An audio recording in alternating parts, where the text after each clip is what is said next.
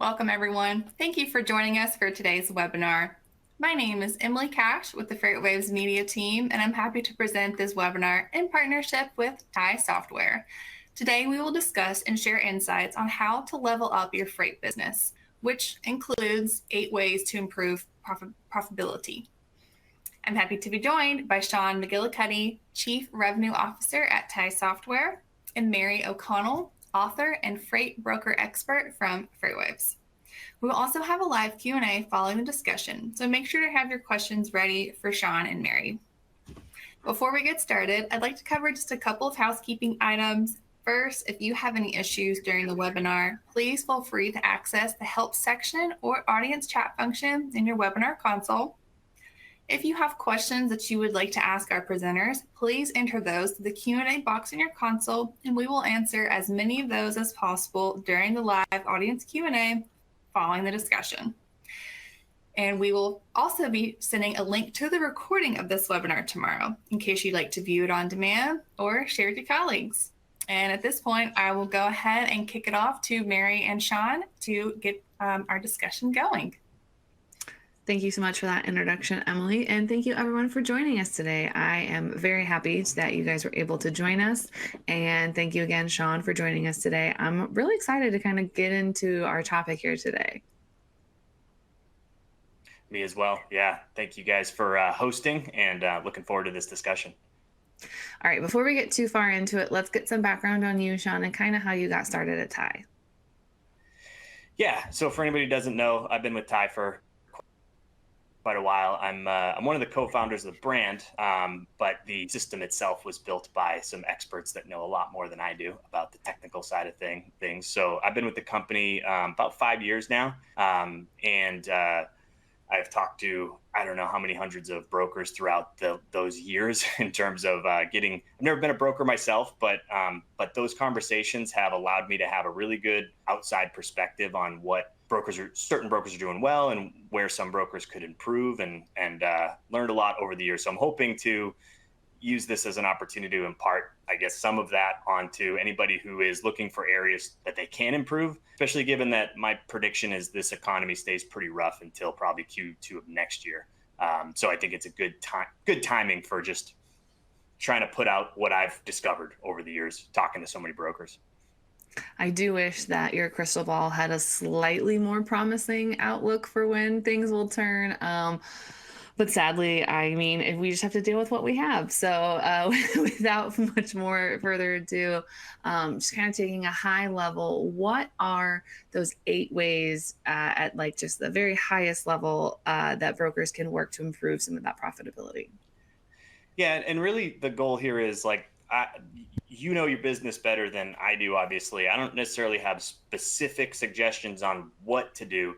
This is really all about areas you should investigate and have some answers for. Whether those answers are negative or positive, like these are areas that, in talking to so many brokers, that we've just found areas for improvement. And it's a little different for every broker, but I'm hoping to highlight some of these areas so that we get everybody thinking about what they could be doing for the rest of this year in terms of making improvements. Because if you've survived, since 2022 when it was booming until now, like you're in good shape. And so, it's kind of more of a be ready for the turnaround. But these are the 8 areas that we found in talking to hundreds of brokers.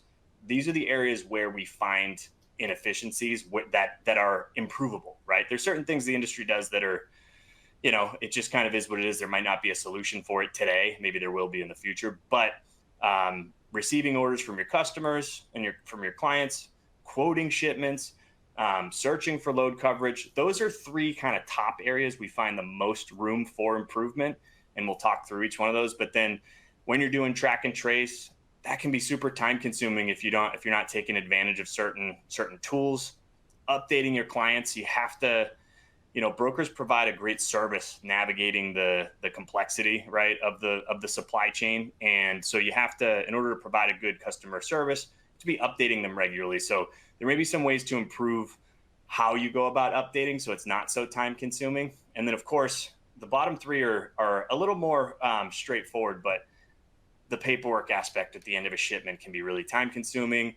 auditing through carrier bills and making sure things are accurate, like that can be super time consuming. And then invoicing is pretty straightforward, but like the faster we get to the invoice, the better cash flow we're going to have, which is key for brokerages. So those are at a high level. These are all categories where we'll talk about them, but they're all areas where you could ask yourself some questions and go about investigating to find out, are you efficient?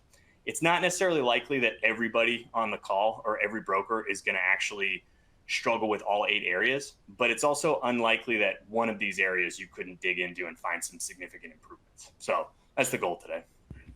So I guess kind of starting off on that first one, reviewing orders and kind of making sure that I'm getting everything flowing correctly.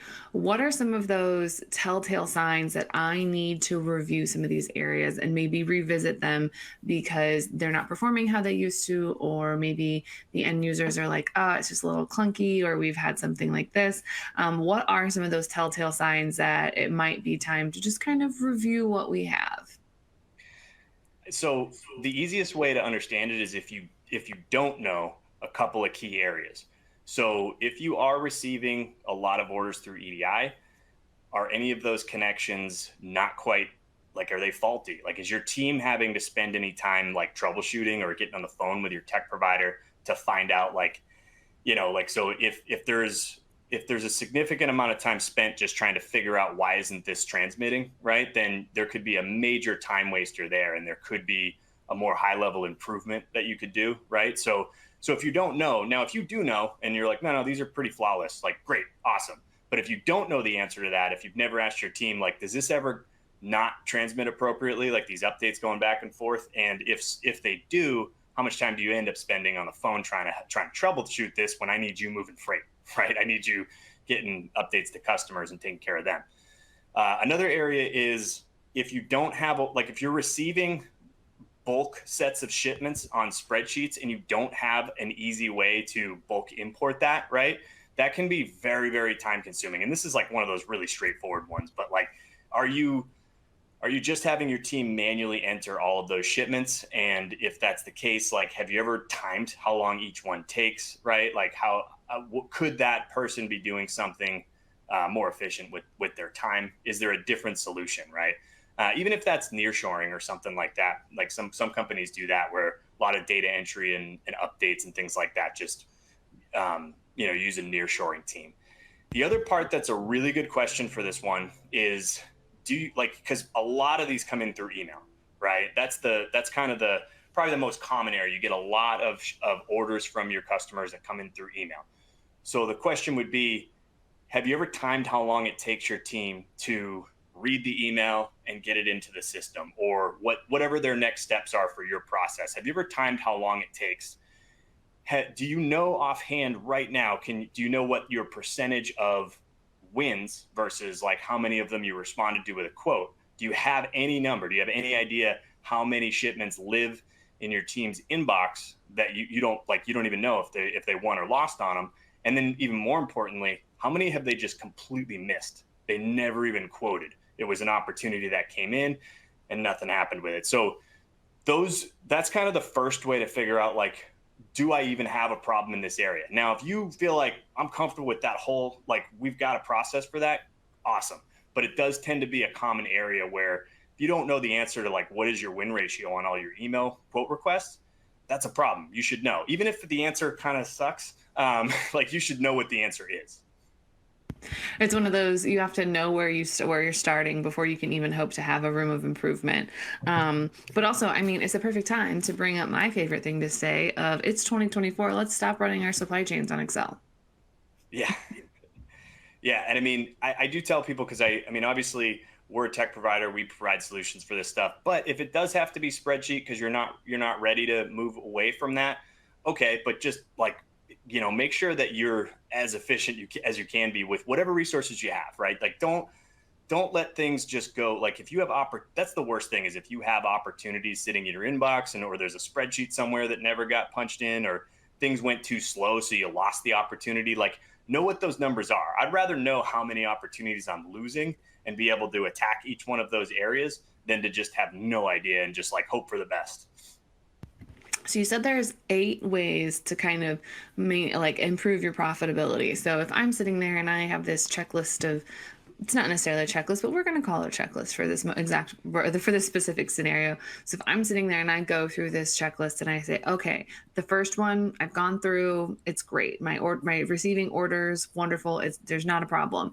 But then maybe on the second one, okay, I have some hiccups. And then as I keep going through, I maybe realize that, 3 of the 8 I'm really struggling with. Do you kind of suggest that if I have a problem, like as I come across a problem, should I fix it and then go on to see if I have problems in others? Or if I find that I have 3, I should work on fixing those 3 kind of all at one time? So would you say that kind of fixing everything at one time is a better way, or move it a little slower and do one at a time? I guess it depends on how you're set up, right? Like if you're, depending on your company size, if you're the sole person who has to make the improvement, then I think it does make sense to attack them one at a time, right? Each category one at a time.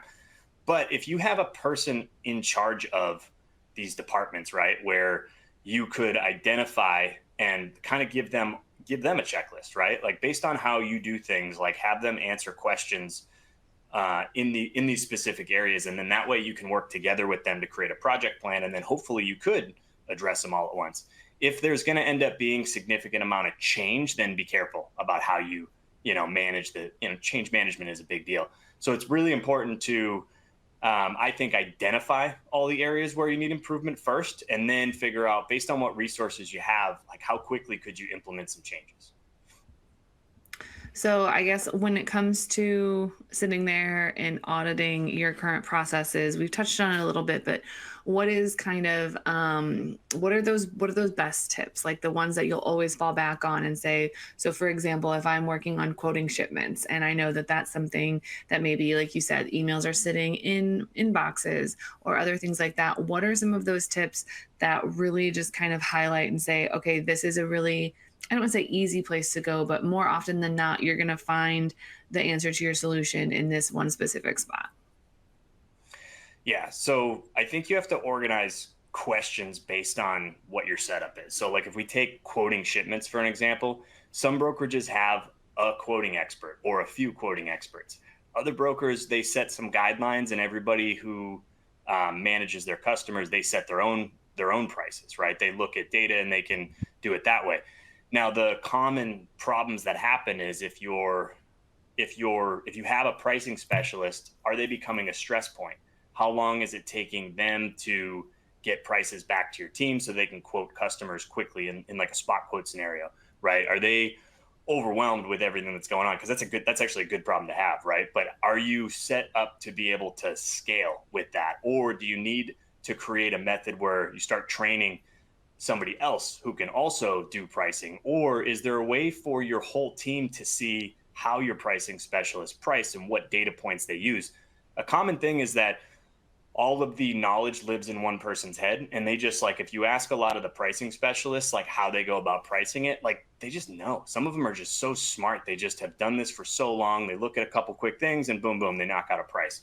But that makes them a major stress point. Like if you lose that one person, like what happens to your business in that regard? Like how quickly can you get somebody else? So human knowledge, like you need really good people for brokerage. You need there's no way around it. You got to have really talented people, but you got to be careful not to create a stress point.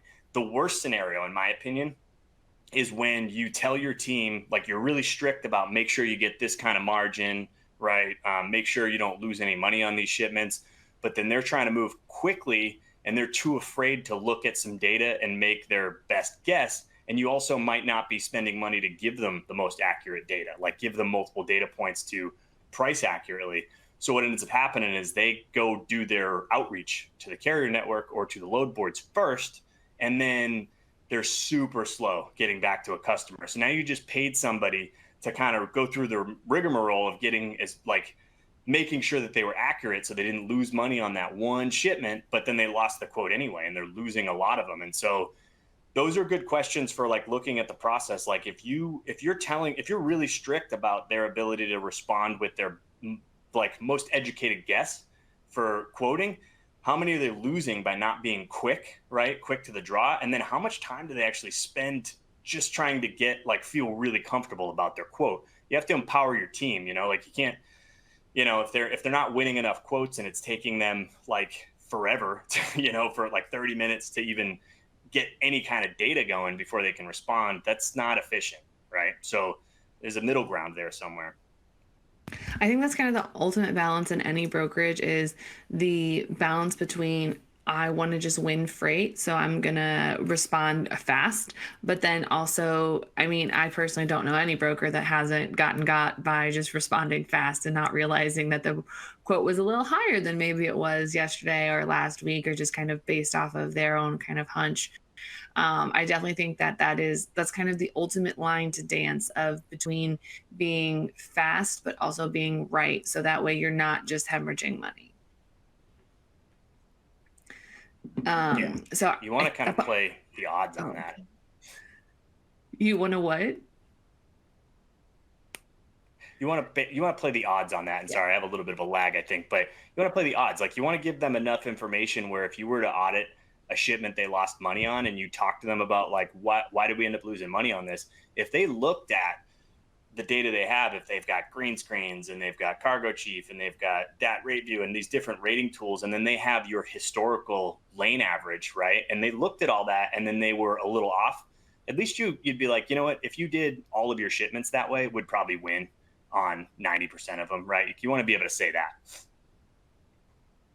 Oh, for sure. And I think that that's kind of where I know a lot of, and maybe this is one of the part of the bigger conversation of, I know that there's a lot of brokerages that are, maybe a little bit more hesitant to spend money on something like a green screen or something that has all of these rate tools because, oh, why would I have this pricing person that is just kind of a fountain of knowledge and they know everything? But also, like you said, that person needs to be able to take time off. That person needs to be able to do whatever they can do within the organization. And I think honestly, giving people more tools they need to be successful is incredibly important. And that's where I think that's where it's hard to justify the cost of something that could help, but doesn't necessarily guarantee that just because you are pricing more accurately, you still might not win freight. But in the long term, it's going to help you be more accurate, faster, longer.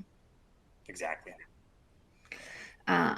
So I was going to say, so this is something that has come up and it's one of the things on the top 8, and that's kind of that load coverage. And it's been kind of a hot button issue for the last year or so. And that is, what are some of those things that make it easier to get that load coverage? What's kind of that best audit tip for knowing that you are getting good, reliable coverage, because you don't want to just immediately throw everything on a load board and potentially open yourself up to double brokering, fraud, or a whole host of other issues that are just honestly plaguing the industry right now. Yeah, and that's a huge problem, and that's going to be a topic. I think it seems like an endless topic is the opening yourself to fraud, right? Exposing yourself to fraud. It's all kinds of cool tools right now in the market, like Highway's gaining a ton of steam by addressing this issue, right? And then there's legacy providers like RMIS and My Carrier Packets, right? So, but one of the things that I find is sometimes you have a leader within a brokerage that is trying to reduce the dependence on load boards, right? And they're doing it by kind of just yelling at their team, like, why do you keep going to load boards? Why do you keep going, but you have to look into like, well, why are they doing it? And what is causing the over dependence on load boards? And it may be because you haven't given them an easy way to see the carrier network for that lane, right? Like a lot of times we see there's a huge amount of fragmentation in this particular topic within brokerages where, from one broker to the next, like no one has any idea who's got a carrier they like working with on that lane that gives them good pricing, good updates, and they have a relationship with them. And you want to build strong relationships with the trucking company. So if there's no process for making it easy for them to see it, it's not their fault that they're dependent on load boards, right? Like it's your fault as a leader for not giving them an easy path to it. Sometimes like the appropriate time to post on a load board is, we're running a lane that we don't normally run. I don't have any, like, I can't think of any carriers, and I don't have a place where I can see any carriers that I could go to. So you post out to the load board, right? That would be the appropriate time. But when you post out to the load board, do you have a way to collect all the quotes that came back from that lane, or are you just getting one data point for the carrier that you go with? And does all that information just live in somebody's inbox? To me, that's a problem. I think you have to be able to, every time you run a new lane and you have to post on the load boards, you got to collect that 5 or 10 quotes that came back, so that you know, hey, I just established maybe 5 or 10 carriers that are willing to run this lane. So if I get another quote request for this lane, I could start by going back to them and trying to build some relationships, right? Like a way to just email blast them. And then the next time I run it, like, yeah, so maybe I email blast the 5, but then I still have to post out. Well, now I got maybe another 5 or 10 quotes that come back from that, right? So if I don't have an easy way to see that, I'm going to be, because here's the scenario, right? Like a quote comes in, you're just moving really fast. You don't have any easy way to look at any data for pricing. Like you have you have a bunch of screens open, a bunch of tabs open, and you just posted because it's like, you pay me to get loads covered, right? That's my job, is I got to get loads covered. So when you come to that really stressed out employee that you really haven't created a good method for, and you go, hey, why'd you post this to the load board? You're going to get a lot of like, dude, it got covered. The price, like what, like they're just like, it just added stress instead of actually trying to figure out like, well, what could we do to make it easier on you? If you don't have a way to see all of the carriers, your favorite carriers that run that lane, to me, that's a problem. Like you have to make it easy for your whole team. Even if like Jim over in the Chicago office runs this lane often and has a bunch of favorite carriers, like over here in the California office, I got to know about them. I got to have an easy way to see them. Otherwise, like I got to call them, or I got to send a Slack message, or I just have to take a guess, right? I need to be able to see all of that. I think that that's something that's one of the more underrated things, because I know that just about every 3PL I've worked at, there has been a consistent problem with carrier retention, and not necessarily because, they have, there's not enough loads or there's not enough things. It's just, I posted out to a load board, you got it covered, we did this one and we're done. Instead of like, hey, where else do you run? And all, like, it could just like after if they haul the load for you or not, but just sending like a follow-up email or a phone call. But realistically, what I like to do is say an email. You'll get some dispatcher and just say, hey, where else do you guys run? And I feel like if you don't have the ability to say, hey, John's Good Trucking, they hauled this lane for us, but they also go to these areas, that is going to help, and that's going to help immensely to anyone else in the organization that might be looking up for a carrier hauling in one of those directions, just because it's somewhere that maybe there's a hard time getting stuff covered for. But more importantly, if I'm that desperate trying to find a carrier, and I can go to someone that we've used before that we've had no problems with, I'm immediately going to do that before I post it on a load board, because, I know that I'm at least somewhat familiar with them. It's going to take me less time because I don't have to set them up for billing or invoicing, and I don't have to necessarily get them rerun through the carrier team that like validates everything. Yeah. I'm forgetting the word for it right now, but you know what I mean. You don't have to do that. So it's going to take less time. The worst you might have to do is just get a new certificate of insurance if the one you have on file is expired. So I think that that's something that is very underrated and kind of underutilized in any brokerage. Yeah, and it's actually, to me, to your point, this is probably the area that most brokers that I've talked to can improve, right? They have room for improvement, because if you're posting to load boards, you're opening up yourself to a lot of exposure to fraud, and it's slower, right? And you're working with people you don't know. But I would be willing to bet that most brokers have a few trucking companies that have quoted them several times that they've never dispatched to. And it's probably because maybe the price was a little too high, or for one reason or another, you just haven't worked with that carrier. You should be able to see how many times they quoted you, because you might end up with a really good partner, another great carrier in your network who is trying to do business on that lane. And if they want to do business on that lane so bad, maybe they're willing to lower the price. And have you ever called them up and said, like, hey, I noticed that you've quoted us about 10 times on this lane.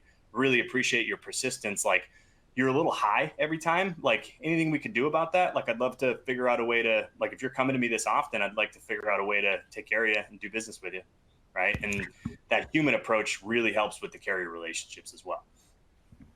Oh, 1,000%. And that's something that, I used back in the day when I was like, okay, well, you keep like you're just out of reach for me on this lane, but can I give you something else that maybe, like, if I can't come down, or if like I can't meet you here, if you can come down here, and then on this other lane that I have, if it works for you, I can come up and we can kind of split the difference where you end up kind of coming out the same. It just works different. It, like, basically it's one of those where, like, I'm maybe like my hands are tied on this shipper, but on this one I can kind of float the margin a little bit more to kind of make sure that you get whole at the end of the day. It's just going to be on a separate load. And I think just having those conversations is great. And also, one of the most underutilized things that it was great for tracking and tracing and getting carriers was, and also honestly, when some of my carriers would be really bad about returning signed, completed paperwork,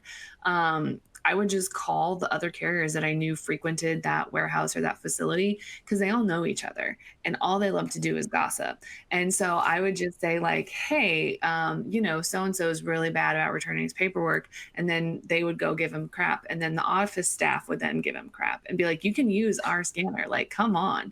And also, more importantly, when, I was looking for a new carrier and I was stuck, I would just call one of my regular guys and say, hey, I've got this load going from here to here. Do you know anyone in the area that might do it? Because again, they all, like, truckers know everything. Drivers know so many things that they were honestly the first place I went to when I needed a new carrier, because I always felt, not that, I mean, look, we've all had to use load boards, but I always felt better going through someone that I knew, because more often than not, I knew they were a real person and I wasn't gonna necessarily get taken advantage of. Yeah. Yeah. And I guess I'll just to add a question to find out if this is a problem area for you. If you can export data on your lanes and your regions that you run often, find out if you have one broker over here who is just always going to his own network and has several favorite carriers he uses. And over here on the same region or lane, this person's always posting to the load board, because there's probably just, like, have you told them, like, have you given them a way to look at the data that's for what's happening over here so that they can actually take advantage of that network, right? That's what you want your whole team to be able to do. It's kind of rare. I do hear every once in a while, like, if you have an agency model, like, these brokers don't like to let their trucking network be known, but that's less common than most people want to figure out a way to kind of connect the dots and make sure that the whole team is leveraging that network. It's good for the carriers, right? It's good for the carriers. It's good for your business. It's faster for the client, right? That's kind of the way to go. Because I mean, every broker has their, like, spreadsheet or, like, their list of all the carriers that they like to use, but getting someone else's list or, like, an inside scoop on who they like is always very difficult. But at the same time, like, that's how I found some of my best carriers, is asking people that I sit next to, like, hey, do you, like, what about this carrier? Like, can I use them? And they're always like, no, because once you take them, then they're not going to want to work for me anymore. And I'm like, sorry.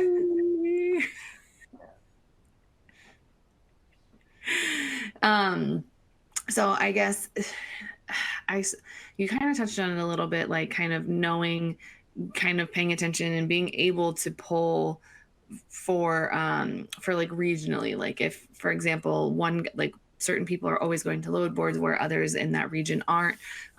Is there any other metric that you can think of that would be a real easy tell to say, okay, we are having a carrier coverage problem, and maybe, we are having some issues, getting carriers to come back for a second load?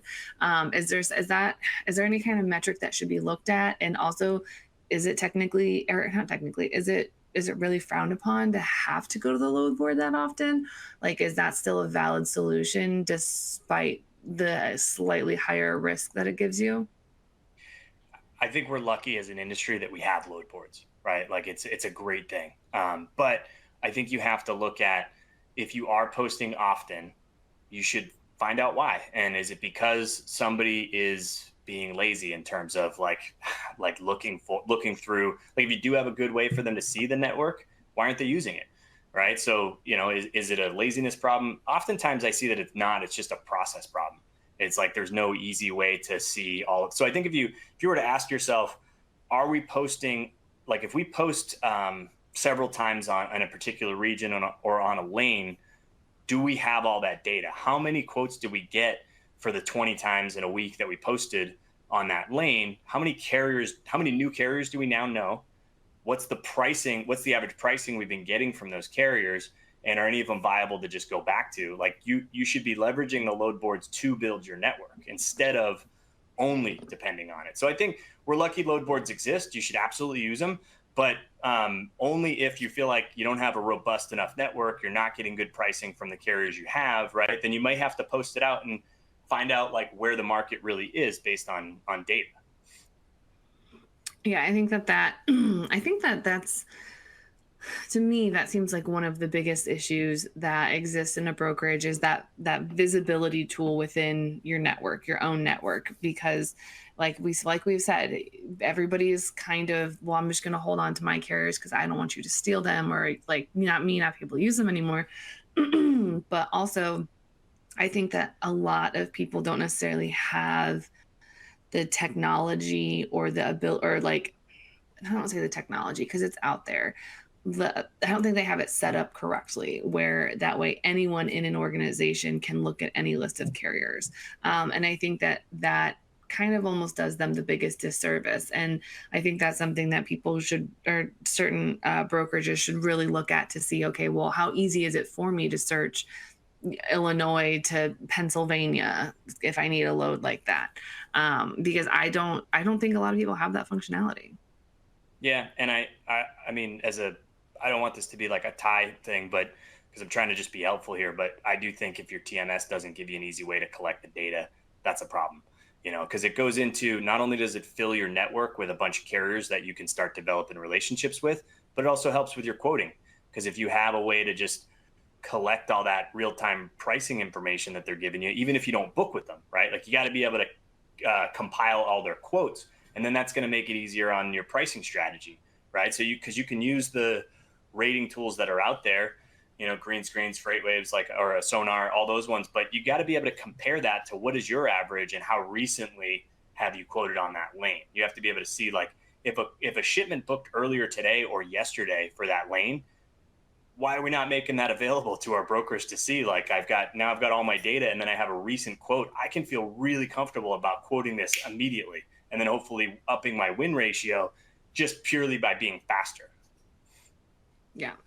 And so this kind of moves into one of the other areas of the A, is that kind of you're updating your clients, the dreaded, oh, I'm only going to talk to my shipper when something bad happens or when I absolutely need to. But this is something that I've never really understood, and that is, why are so many brokers, account managers, sales reps, etc., so scared to communicate back to their customers because they don't want to bother them? Like, I can't tell you how many times I've gone to run an RFP for a customer, and I'm like, hey, can you figure out like where their warehouses are and like the time that the dock is open for receiving and delivery? And they're like, well, do you really need that? And I'm like, yes, I do. Like, I can just email them. They're like, no, don't bother them. And I'm like, what do you mean don't bother them? They're paying us to do a service, and like for me to do the services that they're paying me for, I need to ask them questions about how they run their business. So like, why is this weird? And that's something I've never understood, that why are so many people hesitant to bother the customer or bother them when ultimately the customer is paying them for a service? Yeah, I've trained a lot of salespeople, and it's kind of a common sort of just human trait, right? And I always like to say, and it depends on the client, right? Like you should have a pretty good idea of how they like to be communicated with. Like if they need an update for everything, or if they just need, a weekly update, or maybe once in the morning, right? Like you should be able to generate pretty easily a report that gives them a status on all their shipments and automatically send it to their inbox every morning, right? And that's a great way to take care of the customer on the front end and make them feel like they're proactive. They really take care of us. But I definitely have experienced that, where there's a joke where I like to say like, hey, the client is not somebody in the other room with a gun that's going to shoot you if you do something wrong, right? Like they will respect you more if you are making an effort to take care of them. You do have to be mindful of like too many updates, right? So not everybody wants to get an update every time. Like sometimes they do only want to know when something's going wrong. But a lot of times they do appreciate when you give them a morning update on, like if you're running a lot of shipments with them, a morning update on all of their shipments is not necessarily, at least they have it, right? They don't have to look at it, but at least they've got it. And it just shouldn't, it should be, the reason this ends up being an area for potential improvement is you have to be able to track and trace efficiently, right? There's all kinds of tools for that, right? But you want to be able to make it easy on your team to give updates without it being overwhelming, right? So if I can find a way to, like, my TMS integrates with my email, and I can find a way to pull data and send data automatically, or have some templates that make it easier on my team, then like it is worth timing how long each update takes. Because if they've got to manually write out an email just to give a positive update, I always like to stay on offense, right? So it's good. I think it's a good thing if you're just keep staying ahead of, like, updating them, and then if there's anything wrong, within reason, right? But if it takes me hours a day to write emails, and just like I end up kind of constantly sending email updates instead of some way to leverage technology that allows me to update the clients every time there's a status change, or whenever they prefer to get an update, whether it's once a day or every time a shipment updates. But if I put it all on my team, then they can't really, they can't spread, like, it's not scalable, right? They need to be able to update clients to their specifics without it taking them a ton of time, because you want them to be able to take care of more clients, and you want it to feel like a very good customer experience, because then you're not just selling on price. You don't have that client just because you provide a good price. You have them because they're like, these guys are on it. These guys are always on top of updates. Even when there's a problem, I find out right away. I can get ahead of it, right? That's the sentiment you want to carry. Your technology should help you with that. Like these days, with all the AI improvements and everything, like, you don't even have to be like a big believer in AI, but you can use it to generate quick updates and then take a peek at them and just hit send, right? Rather than having to type out every single individual update to a client, because you almost need somebody to just do that all day, just send updates.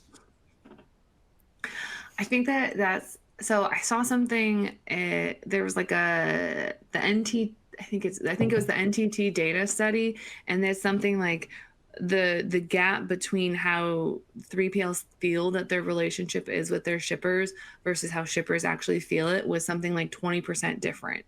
And so, like, shippers didn't feel that their 3PLs were like doing enough for them, or that, like, there was a lack of communication. And so, I mean, definitely there's an over communication problem, like that can be a problem as well. But I think, like you said, just kind of that daily status update, and like, hey, here are some that, we rolled, or some that are maybe going to deliver early, or anything that has a problem. Obviously, the ones with big problems, we all well know how to handle those. But it was something like that. And so that's, I think, one of the main reasons that, you'll have shippers that will leave their brokerage or their 3PL is because they don't feel like they're getting those services that they were originally provided, when in reality they might be. They just don't see that they are. Like, they don't see what that company is doing for them. And so I think just that little status update of like, hey, here's how it's going, or, those quarterly business reviews of, hey, here's how much we saved you. This is what we promised. This is what we came in at. Like, here's why we went over the mark, or why we went under it. And I think that those just like little things are so underrated, and honestly should be kind of utilized and leaned on more, because it's just kind of that reaffirming of, yeah, we are doing what we promised. And for that, here's everything. Is everything good for you? Okay, everything's good for me. We're good. Just that simple check-in of like, are you happy? What could we be doing better? Just that little bitty touch of just, this is what's going on, I think goes a long way in really kind of cementing that relationship. Because, I mean, let's be honest, a shipper can leave at any time. Yeah. And there's always somebody trying to get in there. There's always another broker trying to get in there and win that business over. So, and I think that your TMS should actually make it very easy for you to, like, the gamut of how customers like to be updated, whether it's monthly, they want a report, or daily, they want a report, or hourly, right? They want an update on every shipment. It should be easy, in my opinion, with the technology we have in the industry, to accommodate any of those customers without it creating a tremendous burden on your team, without just putting it on just the people and not giving them an efficient way to handle a lot more. Yeah. And I think that because like you said, every customer is different. I mean, I've had some that they want to know every detail of everything. And there's always like that one guy at the warehouse that's like, you will give me an hourly update, which is obnoxious, but hey, that's it. And then I have other customers that are like, honestly, don't talk to me unless there's a problem. And just kind of knowing how they want to do that goes a long way. Cause then you're like, hey, like we're doing what you said, but still that check-in of like, if are you good? Cause we're good. Right. But yeah, I think that's something that a lot of people kind of forget or don't put enough stock in. But that being said, just a reminder to everyone in the audience, probably about 5 minutes, we'll move into the audience Q&A. So make sure to toss those questions in. And then Sean, for you, the one question that I have is specifically near and dear to my heart, and that's in the carrier bill audit section of it. And like, the one thing that I've noticed is a lot of people are very hesitant to invest in like an auditing department or other components of auditing because they don't see it as like a return on their investment. But what's kind of your take on that? Why is that an area that people can improve on? Yeah, I think those bottom three on this slide really go together because you could it's not that hard to do an analysis on how much this is costing you in labor, right? So, or how many hours like a person has to spend on just these individual tasks. So gathering paperwork can be a pain in the butt, right? So there's tools out there, Ty being one of them, that makes it easy for you to collect the paperwork and sort it, the ones that are already coming back, because you're going to have to chase down certain carriers no matter what on paperwork. But why not eliminate the process of just like downloading out of an email, looking for the shipment, attaching it, right? Like there's like, you'd be surprised how much money you're probably spending. I mean, some brokers might be already really efficient on this, but you might be surprised to find out if you were to time it or you were to do an analysis on how much it's costing you. I think a lot of brokers would be surprised how much they're actually spending. And then you, at least, even if you choose to keep it the same way, at least you have a way to measure, is it worth spending money on a tool that would make it easier because we are already spending this amount? A lot of times people only look at it as a cost increase, right? They kind of assume that when they're like the carrier bill audit, just to look at, bills that came back correctly, that's a huge waste of time when there's tools out there that can just verify that it matches the original quote and then sorts it for you, right? So to actually have somebody have to manually download paperwork and put it in, into a particular spot, manually look at every carrier bill, at least if you look at that amount of money, you compare it to a tool. I just see across the board brokers kind of worrying about their margin and their cost, right? And so they only see it as all my cost is going to stay the same, and then this piece of tech is going to cost me more, right? And that's the wrong way to look at it. You have to look at if this piece of tech could eliminate all the tedious aspects of this department, then what is the trade-off? Like how much am I now? If you end up spending more because you've got an efficient team and they're doing, then okay, then you're good. This is not an area where you should improve, but at least you know it. At least you know it and you can compare it, because you might find that you can cut costs in that department by 25-50% in some cases, right? And some folks will just outsource it as well and nearshore it, and that's another option, right? But you should at least have all of these areas are really just about like knowing the numbers, like how much are you spending, how long does it take, are we losing customers over like our slow process and not getting the right paperwork when we invoice them? Is it taking us so long to invoice them that now it's messing with our cash flow, which is a huge problem for brokerages when cash flow becomes a problem, right? So you got to be able to look at all that and weigh out all that. So if you could buy a tool that actually allowed you to invoice faster and then it upped your cash flow, that alone is a huge win, right? You're not ending up in these bad cash positions. So that brings up one of my favorite stories that I have. It was when one of the companies I worked at before, we were trying to get these API integrations for dynamic rate pricing for LTL freight. And so basically it was going to be like tens of thousands of dollars per customer carrier combination. And it was going to be very expensive. And so naturally, senior leadership said, no, thank you. We're going to pass on this at that time. And we said, okay, that's fine. But then we said, but it's not. So we took one customer, and we took one customer and one carrier pairing and ran just a week's worth of invoices through what would have been the dynamic pricing tool and what we paid for it versus what it would have been for that. And we said, okay, great. And so we did that for, I think, 2 or 3 weeks. And then at the end, we went to senior leadership and said, hey, by the way, we left $13,000 on the table this month alone by not having just this one API call for it. And that 13,000 that we left on the table would have paid for all of that customer and carriers connections. So we're going to leave this here and let you decide if this is something that we want to do. And it was the fastest yes ever, because it was like, well, if one customer carrier pairing can cover the full integration, then how much money can we, save and make off of, having it for all of them. And it was by far one of the best, because nobody really wants to be told no, but especially when it's something that would really help you and really help your team and your productivity and your efficiency. But then to be able to come back with actual concrete numbers and say, no, this is how much time and money we are losing by doing it the way that we currently are instead of improving it. That was probably one of my favorite moments of just that chef's kiss of perfect. Yeah. It's the fastest way to get something sold.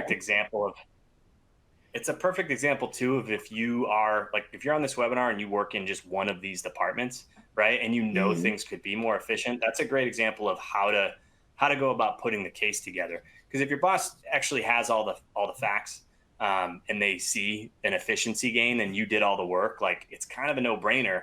Not always. Sometimes they're like, well, I don't know. It feels risky. I don't know if this is all the information. But at least you gave them a good amount to think about, and you didn't go, hey, we could be better in this area, and then the project's on them to investigate it, right? If you work in one of these departments and you think things could be better, ask these questions and try to figure out how to make a case for why you should make an adjustment. Yeah, and I think that knowing when to take the no and go, all right, that's cool, we'll catch you next time, versus no, actually, this is important and this is something that we should care about. So I think that brings us to a nice little wrap for today. We have some audience questions that we're going to get to. Sean, are you ready for them? Yes. And just before we get into it, we have an ebook that covers these topics if anybody wants to get a little more information, dig into them. And then we also, it's not on here, but we are coming out with a little workbook that will allow you to already have some questions to dig into these areas. That way you could, even if you don't have time to put a plan together, you could start going to these departments and asking them these key questions and measuring the time and the cost and things like that. So ready for questions. I love it. I love it. Just right here. Go ahead and get that ebook fresh off the e-printer.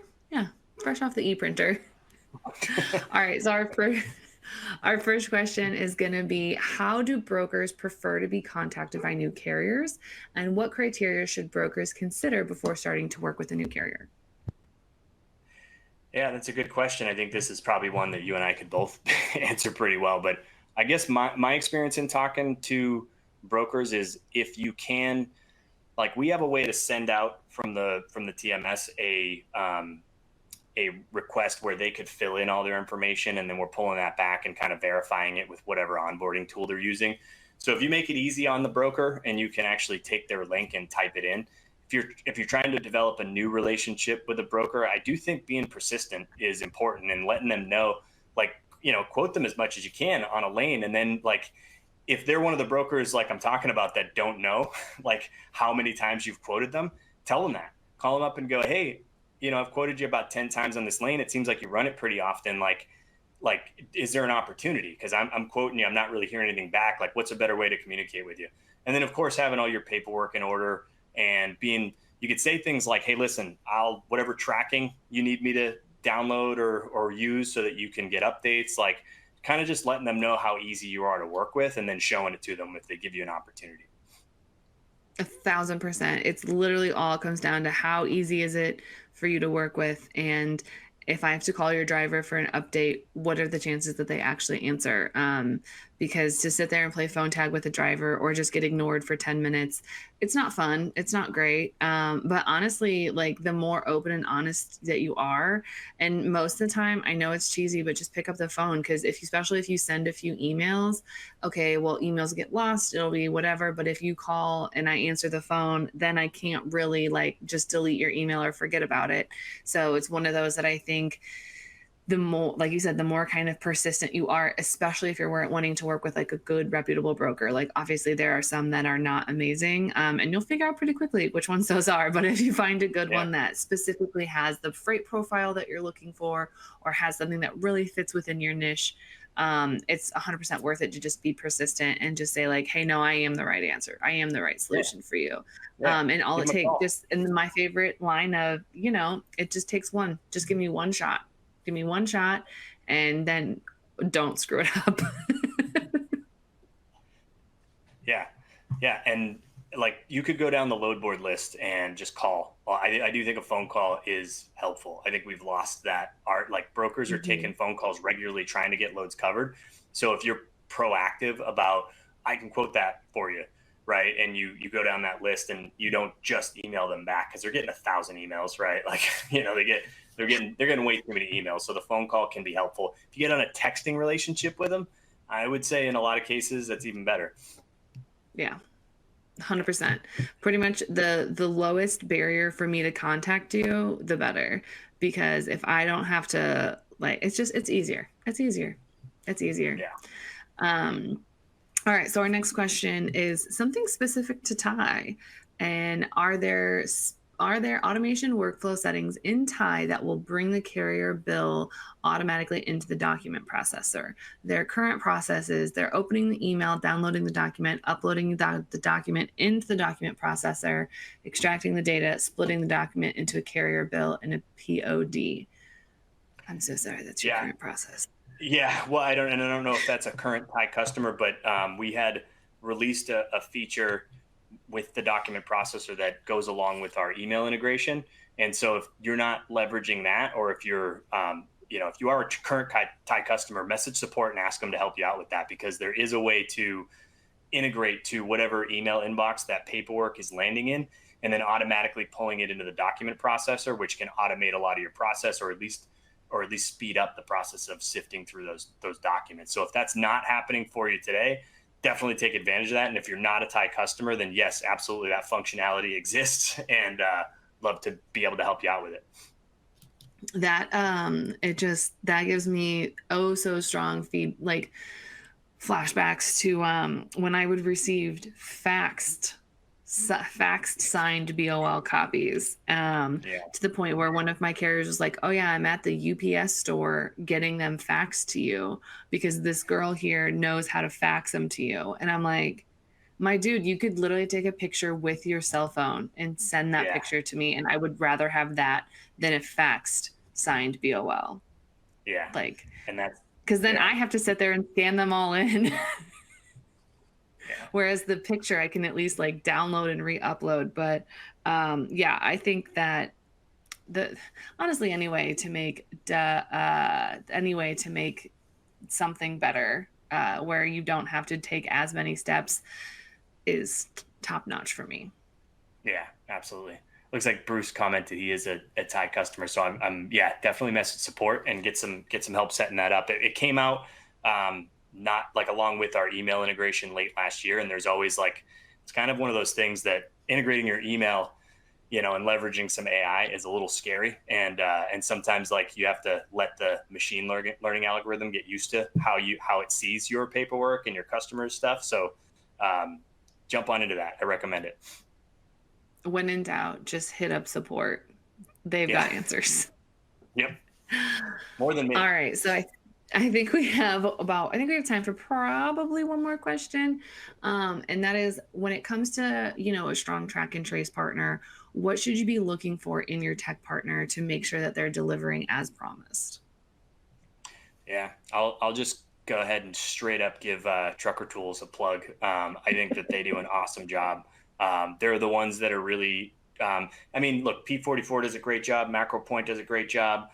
Four Kites, right? Like there's all kinds of tools, and sometimes your shipper dictates what you have to use. And the reason I like trucker tools is because they actually integrate with most of those providers. So if your shipper is dictating you have to use a particular tracking tool like MacroPoint, they're integrated to MacroPoint. They can pull the update in, right? And so you can have all your drivers that don't have a specific requirement use trucker tools, and then everybody else, like all those updates can come into trucker tools. And then cool thing is those flow right into Ty. It does with all of those tools, but I just think that they're doing a good job of trying to, make their tracking platform the easiest to use. So recommendation. But also, if you are, there's some tools out there, like, so Text Locate's a really good tool for anybody who's not letting you track them, right? And then Ty actually has a native feature for texting, right? So you could bulk text all the carriers that are just not downloading the tracking application. Obviously, if you can help it, don't work with the ones that won't let you track them.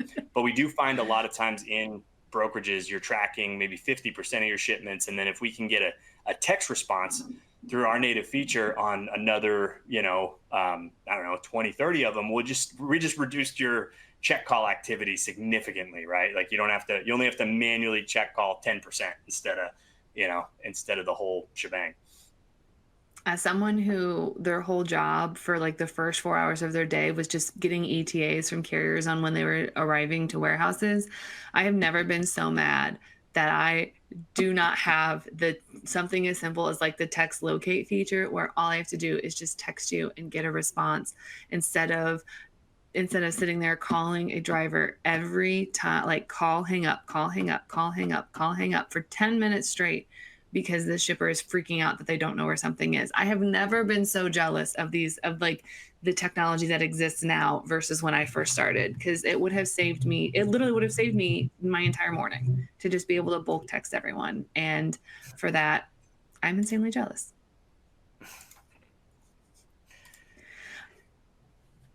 So we have one more question that came through. I think we got time for it. Which payment capabilities are integrated with Ty fuel cards? Comtrek's other? Yeah, I think so. This is I don't actually know the answer to the question. This is one where if you're a Ty customer, I know we have a few, and I think we're working on a few more integrations right now. I think we're working on EFS. So there's a few different options. I would email our support team if you're a current customer looking for that. They can give you the options. They're available. We have plenty of like the financial services integrations with factoring companies and like TPay for different things like that. Fabulous. Like we said, when in doubt, just hit up support at Ty. Support at tytms.com. Ty, well, yeah, actually they both work now, but ty-software.com, and support at, well, I shouldn't put it out here just in case we get flooded with a bunch of support questions from non-Ty customers.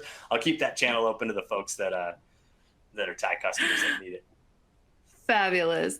Well, I think that brings us to the end of our webinar today. Where can everybody find you outside the webinar?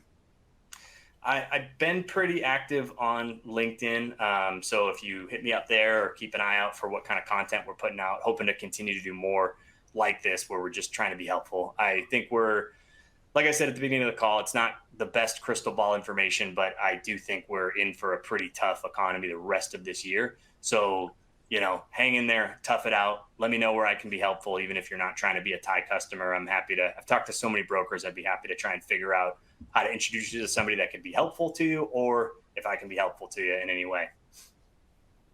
Oh, and ty-software.com. Oh. All right. Well, I'm going to turn things over to Emily to finish us out. Excellent. As Mary said, that's all the time that we do have for today. Thank you to everyone again for taking the time to listen in.